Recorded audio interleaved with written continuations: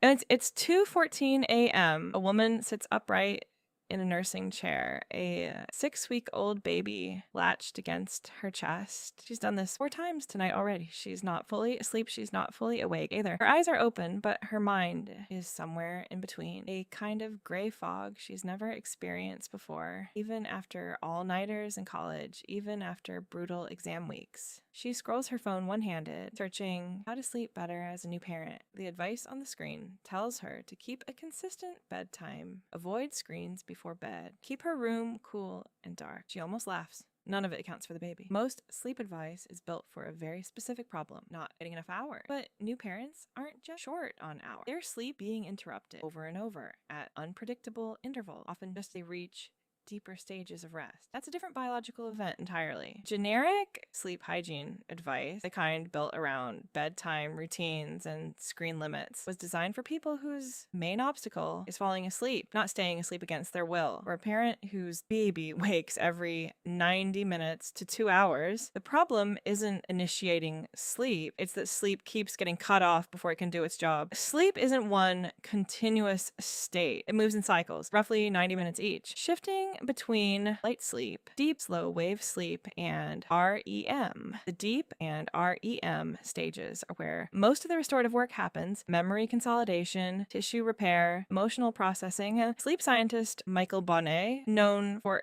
decades of research on sleep fragmentation, showed that repeatedly interrupting sleep, even without reducing total sleep time, produces impairments similar to, and sometimes worse than, straightforward sleep deprivation.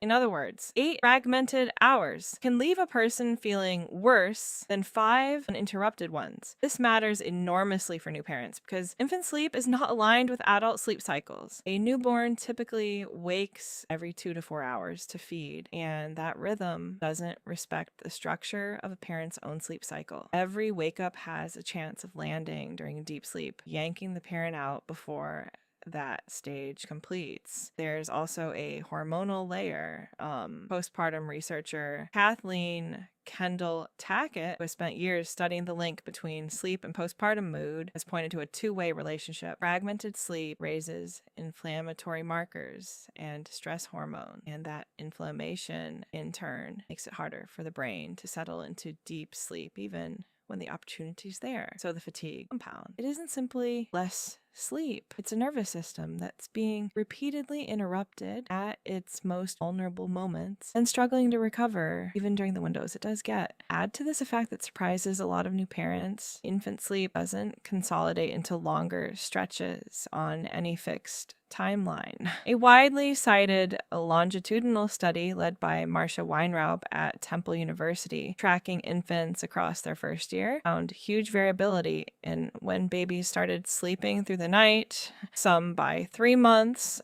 some not until much later, with no single normal pattern. That means the fragmentation a parent is dealing with isn't a fixable glitch. It's a variable, months-long biological reality tied to another person's development, not their own habit. This is where the common advice breaks down. Tips like go to bed earlier or avoid caffeine after 2 p.m. assume the parent controls when their sleep ends. They don't.